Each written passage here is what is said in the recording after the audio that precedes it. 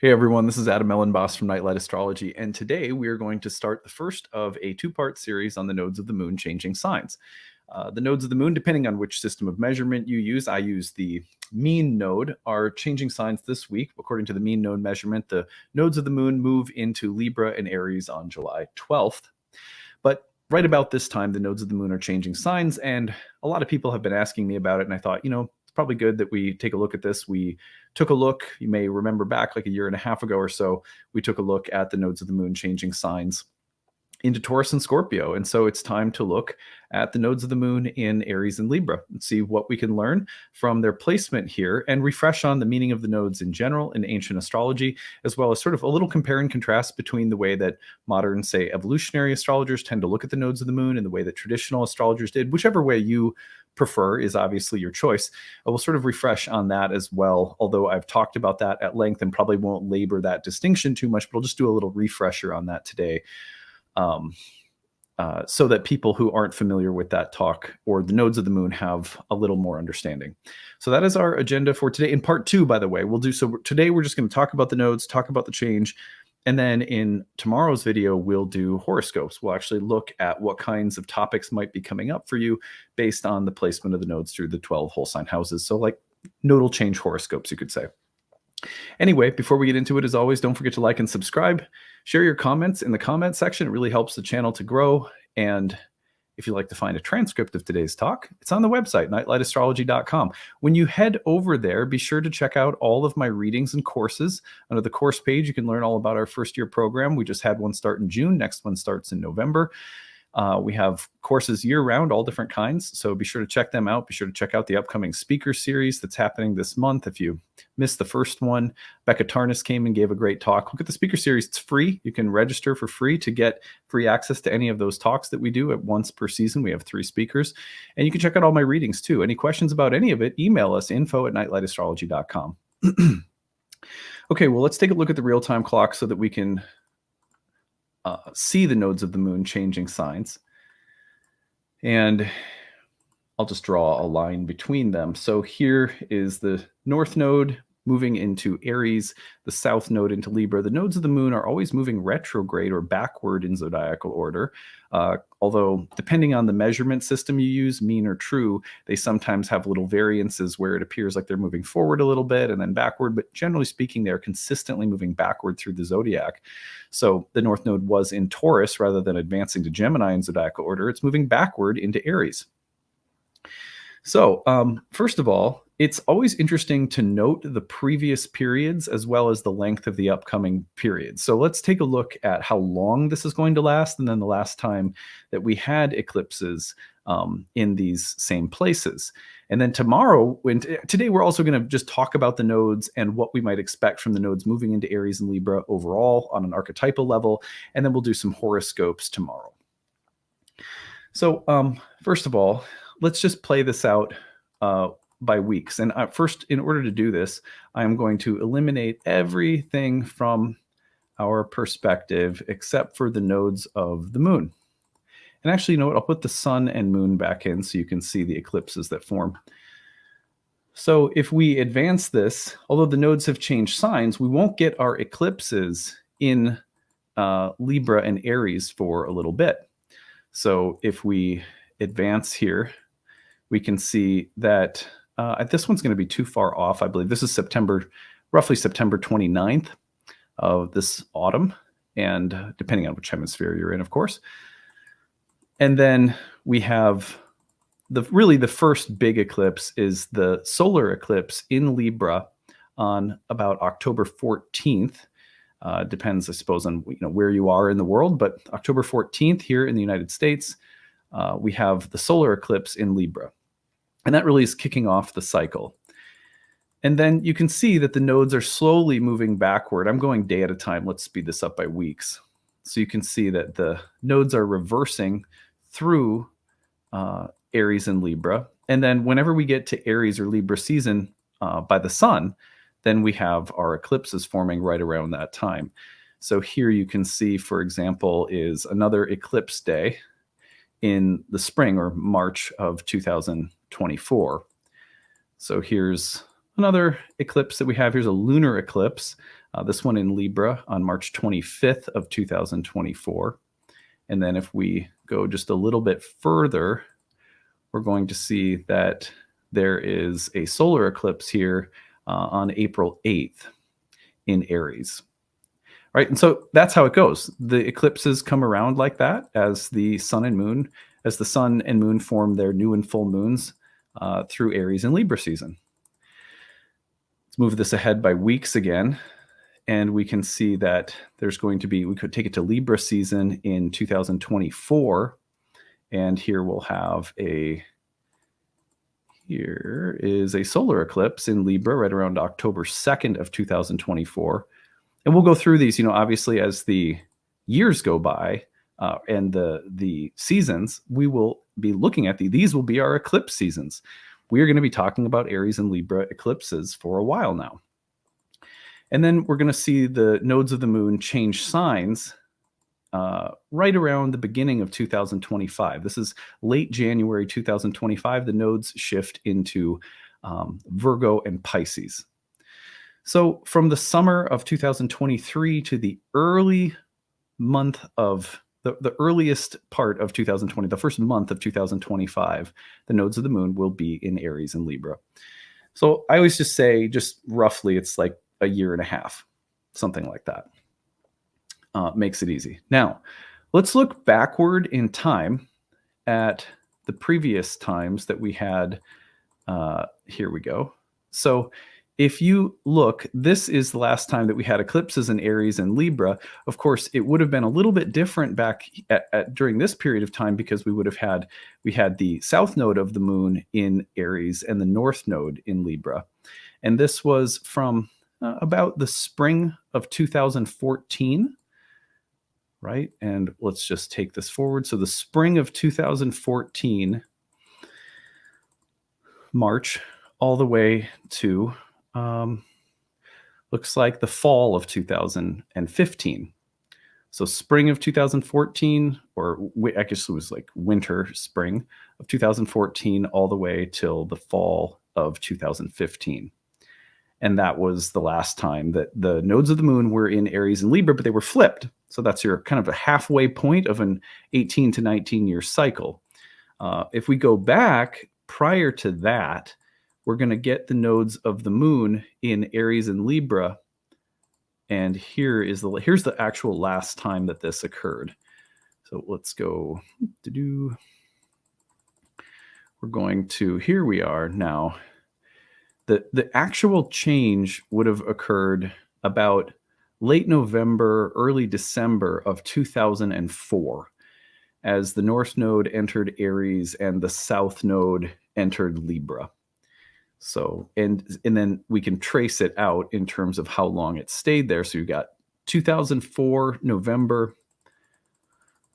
Let's take it forward all the way to, oops, here we go.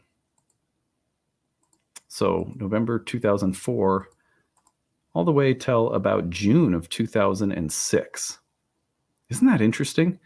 I think that's fascinating. Like for me, that coincided with a really interesting period of time in my life. It was a time when I was in graduate school and so on and so forth. And when I look at and the very first time that I drank ayahuasca and a time in which I began to embrace sobriety, coming off from a period of addiction to opiates. And it was ayahuasca that lent me a huge hand in becoming sober and healthy again. And those eclipses were happening across my 12th and 6th house axis. So I think that's just really fascinating in terms of the placement in the chart. And of course, there will be every cycle of eclipses, they come back around to the same places. Many of the healing adventures deepen. And of course, there's not just one story that happens during these periods or that recurs during subsequent eclipse seasons, but so many that are present by virtue of the topics of the houses and the themes of the signs. So that's what we're going to do, a separate day on horoscopes tomorrow. But anyway, so these are the last two periods that we had the eclipses in those places. And I think, the first thing you could do is just think about those periods of time in your life and what was happening. And you may see some connection to what's coming. But I would also warn you not to freak out. If those were difficult periods for you, often as we mature and grow, the challenges suit the time of life that we're in. We're not necessarily going to go backward to, being in our early 20s and having an opiate addiction or whatever. At least I hope not. That is my prayer. But there will be new lessons and themes that coincide with the same areas of the chart, or similar kinds of lessons, although they fit the maturity level that you're at now, spiritually or psychologically or whatever. So let's see here. So first of all, that's the timeline. And between now and the earliest, like January of 2025, we're in Aries Libra eclipse season, and the nodes of the moon moving through those places. So now we have to ask the question, what do the nodes of the moon generally indicate? And what could we specifically think about with them moving into Aries and Libra? So first of all, the modern evolutionary view, generally speaking, is that there is an impulse to grow and evolve, and that the soul does so by following the path laid out by the north node of the moon. Now, in your birth chart, that's sort of like the master key. For evolutionary astrologers, the north node of the moon is like it's like a signpost pointing you toward the direction of your spiritual evolution. Go do this. This is maybe unfamiliar territory, but it's the place you need to go in order to grow and evolve. The south node of the moon is what's already familiar to you. Maybe you've already done it, or you've internalized the lessons and are very good at whatever the south node represents, but it's also the potential spot of hangups and shadows and stuff that needs to be let go of. And in order to let go of that and evolve, you will have to follow the path laid out by the north node. So, and it's a really interesting paradigm. It's an interesting way of reading the nodes. And I don't, although it's not the one that I use in my practice, many of you out there probably listening to this are familiar with it and may use it in your own practice, or that may be a part of your own understanding. So by contrast, I'll just read you something from a Vedic astrologer. In Vedic astrology, the north node of the moon is referred to as Rahu and the south node as Ketu. He goes on to talk about the mythology that comes from the Bhagavad Purana, as well as the Mahabharata, and the mythology of Rahu and Ketu, who are basically a demon, two demons, or a demon that gets cut in half, and then the two parts of its body, the head and the severed body, are two entities. Anyway, so how are they to be interpreted? Rahu represents that karma which causes our worldly desires, externalizing energies which push us forward or even cause us to overextend ourselves. It is only natural that if Rahu indicates worldly desires, it's capable of giving fame, power, political success, money, beauty when beneficially placed. This is a real reason you'll sometimes read, especially in books by modern Western astrologers, that the North Node indicates our future direction in this life. However, it should not be forgotten that the desires of Rahu, like most desires, are insatiable, and therefore happiness or satisfaction may not necessarily result from the attainment of these desires. So that's really important, because for Indian astrologers, Rahu is indeed associated with something that compels us to act in a certain way or in a certain direction. Follow the impulse of Rahu like you follow your appetite when you're hungry. Rahu is literally described as a hungry ghost. Now, there's nothing wrong with, from the eternal perspective, I don't think God looks down on us for following our desires. They are exploratory. They're placed in our heart for a reason. And you could very well say, in a certain sense, that they are the means by which we evolve. However, sometimes I think what people don't understand is that evolving doesn't come by going in, like, let's say in the case of the North Node being in Aries, that evolving doesn't come by means of becoming fundamentally more assertive and courageous than you currently are. And if you do so, you will have evolved spiritually. I think about it that when you read the Indian astrological texts and what they say about Rahu, it's a little different than that. It's more like saying you're within you, a hunger for a certain kind of experience is going to grow.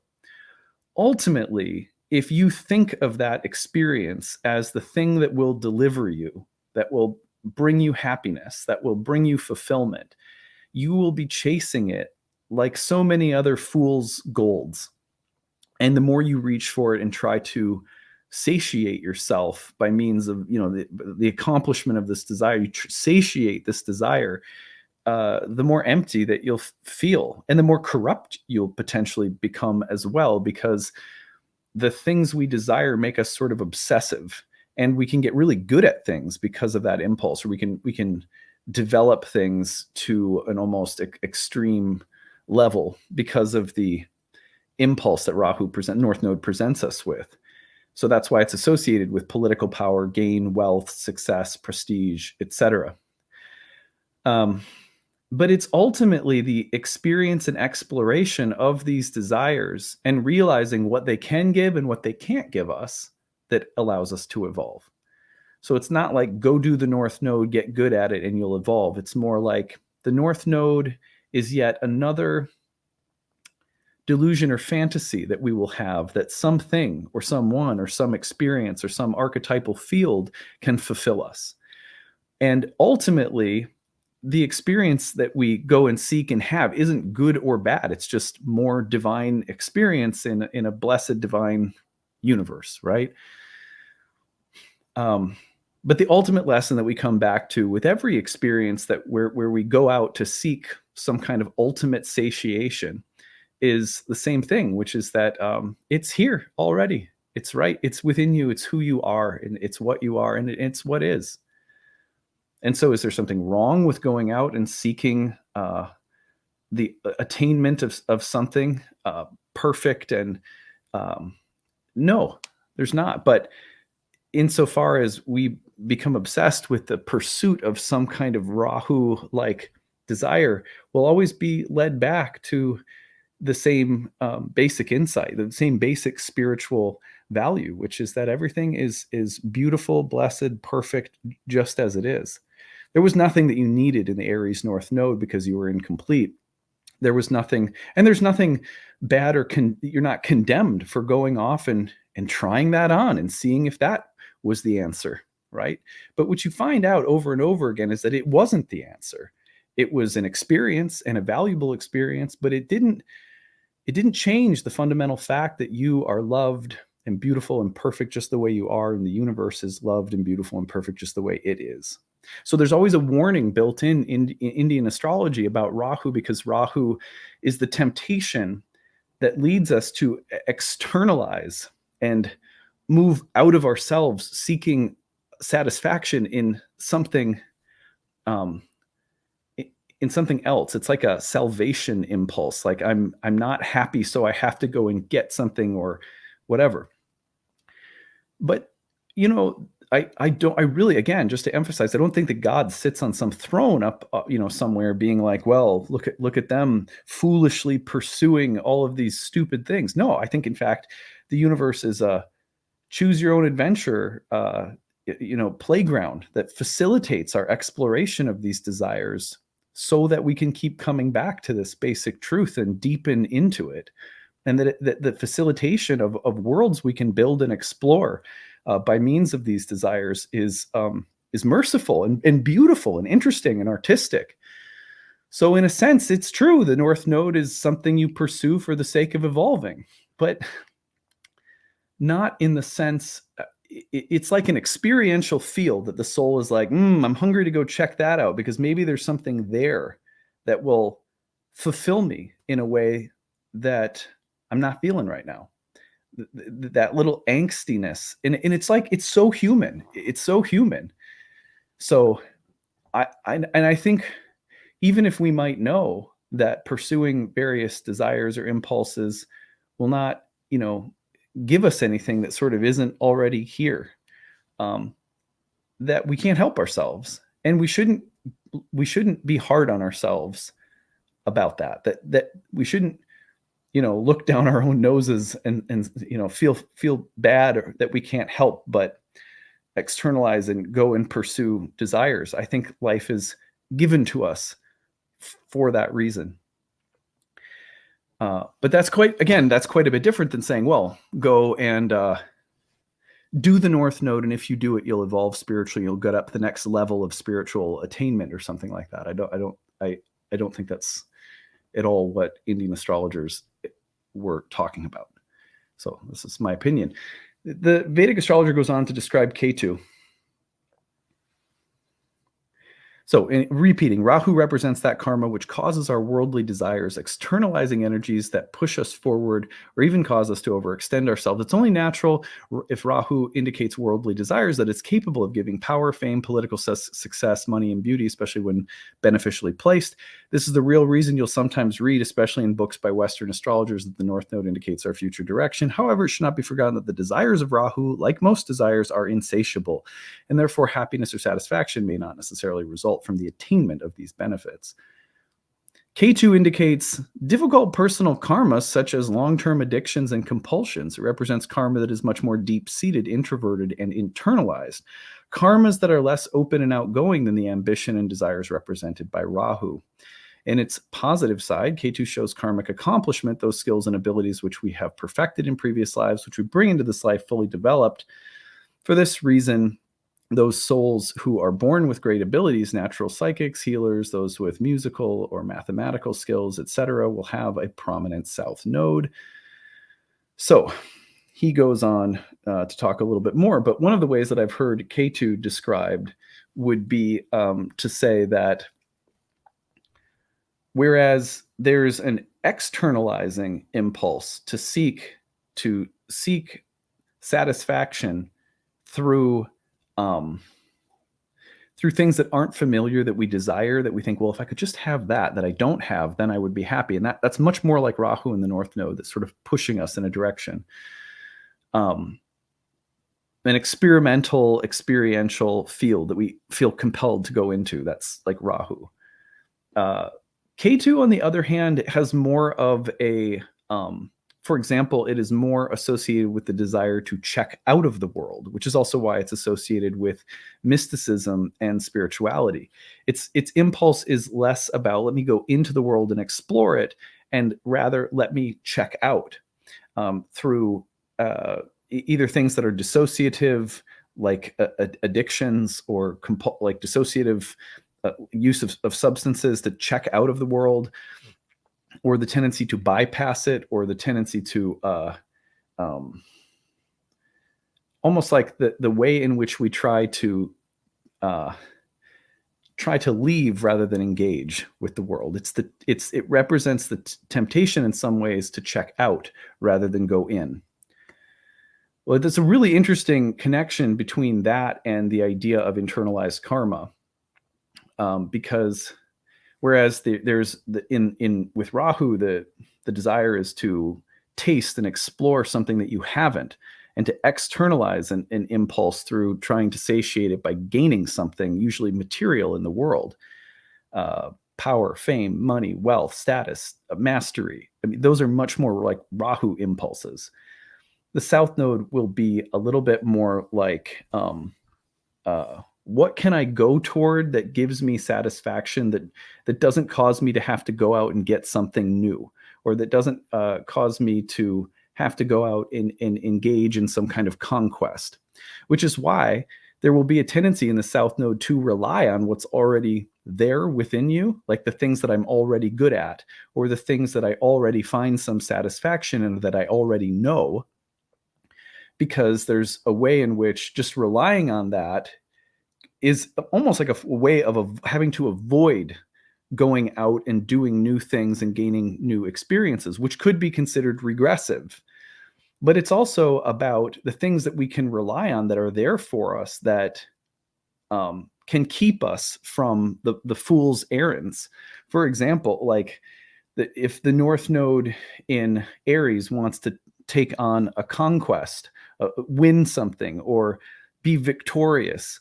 The inner South Node in Libra might be someone who says, I have a peaceful, refined, diplomatic sense of things, and I'm just going to sink into that because it's really well established in me.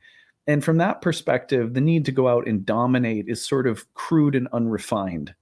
And so I'm going to rely on this part of me that feels poised, diplomatic, peaceful, agreeable, etc., because I know that, and that is like my little meditation space that keeps me from the reckless impulsiveness of this desire to win and dominate that the North Node is presenting me with. So the thing that's interesting is that from a traditional perspective, at least the Vedic perspective, Ketu can actually be not just stuff that we know that's regressive that we have to let go of, but it can be the stuff that we know that we rely on that acts like meditation, that grants a kind of control and stability in who and what we are, that steadies us and steadies us from the temptations and impulses to go out and do things that are somewhat fruitless, that will make us obsessive and have us relentlessly pursuing things that won't fulfill us. I mean, rely on what's already within you and don't get distracted by the things out there, right? So there's wisdom, in other words, in the South Node that can actually prevent us from some of the more malefic, materialistic, obsessive qualities of Rahu. But then on the other hand, Ketu can be regressive and can rely too much on what's already known, and out of fear and a kind of stubborn clinging to the past, choose to ignore the call to new terrain, psychically, spiritually, emotionally. We can't pretend to be somewhere we're not. Most of us, at least my experience of myself and my clients and everything, we're not in the place where we are deeply living from the sense that we are okay just the way we are. And according to the Indian sort of karmic philosophy, there's really no way to get there other than to keep living and experiencing. And as long as we do, the nodes of the moon in the chart are like a river, like a karmic river. But the interesting thing about this river is it's flowing in a direction that can change. So sometimes growth spiritually is found through flowing into the new experiences represented by the North Node. And sometimes it's about recognizing them as insatiable, obsessive hungers that we have, and the river needs to flow in the opposite direction toward what is already within us and toward the internalized lessons of the past that keep us from the restless temptations represented by the North Node. It's so I really don't. The one thing I think, just as my humble opinion, the one thing I think that is not always so clear about the way that most sort of modern astrologers look at the nodes is that it's too linear. They think about the North Node as this heroic path of progress, and first of all, I'm not sure if the word progress is a great way to think in general about spiritual growth. I like the word evolution well enough. I mean, that's a fine word. But the dynamism between the nodes, think of a river that's flowing in two directions at once or that switches directions. It's really better to think about the nodes of the moon as these currents of karma that can flow into the future and from the past, toward new experiences or towards internalized things we already know, towards regressive tendencies or dissociative tendencies versus experimental and explorative tendencies, materialist versus maybe more spiritual, sometimes dissociative versus an ability to be in the world and go into the world. So it's really the dichotomy between the nodes is so beautiful and rich and much richer and more diverse than just go that way, don't go that way. Wow, I had no idea. I said I'm not going to go into the distinction so much, and then I just couldn't help myself. So so sorry about that if you weren't expecting that or super interested. But anyway, all of that being said, what does it mean that the North Node is entering Aries and the South Node Libra? Well, the compulsion that we feel is to go toward Aryan things: muscularity, strength, independence, assertiveness, courage, bravery, advocacy. It's the fighter. It is the sign of Mars, god of war, sign of the sun. So individuation, individuality. striking out on our own, taking risks, entrepreneurial things. The fire and passion of Aries is intense and consuming. It's youthful and energizing. It likes to start things, and it likes to do so with almost like disregard for what everyone else thinks, or how to balance everything, or what if I upset someone, And so the impulse toward new experience will be in that general direction.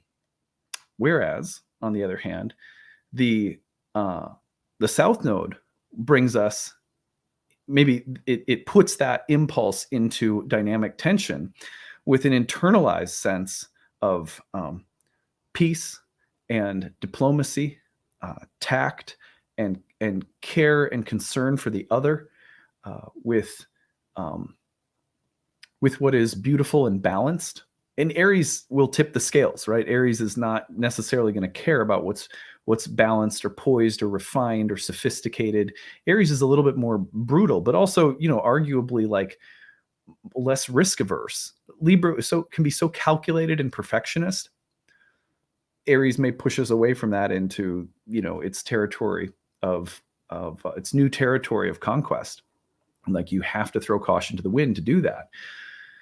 Libra's internalized wisdom, though, is also the peace, the diplomacy, the intelligence that keeps us from some kind of reckless bravado, or it's the sense of being able to call upon the peaceful, refined architect of beauty and balance that lives within us, or that lives within a certain domain of life, and to call on that and say, no, I'm not going to be tempted into some kind of recklessness. I'm going to call upon my wiser, more balanced perspective. It's a concern for inclusion of others versus the tendency to go it alone, or in the direction of individuality. It's about relationships versus self. And so, but I would again just sort of, like, implore everyone, like, don't think about Aries as the right direction to go and Libra as the regressive or bad direction. It's never that simple with the nodes. They're presenting an archetypal dyad, and it's going to be important to explore the Aryan territory, to follow that calling and urge and impulse. And we'll do the horoscopes tomorrow, and you can see what area of life you're going to feel that call in. We'll talk about that. But again, at the same time, the Libran area of life, the sense of care, duty, responsibility, that is socially oriented, socially concerned, that cares about the scales being balanced and that things be fair, and that not one person's will or way, including our own, become too dominant. That's going to be an incredibly important force that checks the urges or impulses of Aries, because this is a wisdom that's there to be like the rudder that's guiding us through the new territory that is represented by Aries. On the other hand, there's also, any time that you want to, you're so concerned about what everyone else thinks that there's no room to take a stand or take a risk. That could be problematic. There is the addiction and allure and dissociative tendencies of Libra that are vain, or, overly concerned with wealth and beauty and status and social critique, social standing. And those elements will step up and get loud, and in a sense be temptations for us to escape and not step forward in the ways that the North Node of the Moon might be calling us to step forward. In ancient Greek astrology, the North Node of the Moon was associated with things that grow for better or worse, whereas the South Node of the Moon was associated with things that diminish or decrease for better or worse. So there's a relativity about the nodes, that the North Node tends to amplify things like Jupiter, whereas the South Node tends to reduce things, make them sort of deteriorate, like Saturn. Saturn is associated with deterioration, death, and decay. Well, I've always used this example. If you don't want a tumor with the north node of the moon because it'll make it grow. You do want a tumor with the south node because it'll shrink it. And that's the relativity of the nodes as the Western astrologers saw it. The north node of the moon will amplify Aryan things for better or worse, whereas the south node of the moon has the power to diminish problematic things with Libran tact. But it also has the ability to cause harm. That there are some very good things that could be diminished because of an overly conservative Libran tendency or something like that, or too much of a reliance on Libra could, just like Saturn is exalted in Libra, could act as a kind of well, like ancient astrologers said, if you took a benefic and you put it with the south node of the moon, that the south node would actually curb and limit the power or effectiveness of the benefic planet. So if you think of Libra in its potential to act as something benefic, could be curbed or sort of limited by the south node, so that you have almost like a compromised and somewhat more malefic form of Libra that can come out. These are just different ways of talking about really the same exact formula for interpretation that Indian and Western astrologers had. So the same point generally applies. All of the Aryan tendencies are going to call to us and teach us through new experiences and desires that we can't help ourselves. We've got to go and check out. There will be some way in which we can get carried away, obsessive, and these desires are not necessarily good for us. So you have to be careful. It's not just some general, green light that says go this way and all will be well. It's not that simple. And on the other hand, there's going to be a sense of relying on internalized Libran wisdom for better or worse. Sometimes regressively or dissociatively, and other times as a curbing or checking influence that will help us avoid pitfalls. So we will internalize Libran wisdom too. We will deepen our Libra wisdom as a power that can keep the temptations at bay in life overall. It's like you're going to get a crash course in like all of the best things about Libra that will keep you on the right course in your life. You'll also have to explore those periods of time in which those exact Libran virtues could be holding you back from something that the Aryan North Node is calling you into. Isn't that fascinating? I just love, it's like the nodes of the moon are really fascinating. I've written an article about it for the Mountain Astrologer that was published, I think it was last year, and taught many courses on it. If you go back in my videos, you can find, if you just keyword search nodes of the moon, you can find quite a few talks that I've done on the nodes of the moon from the traditional and modern perspectives, kind of comparing and contrasting them. So anyway, I hope you found this useful. We'll be doing horoscopes on the nodes of the moon changing signs tomorrow.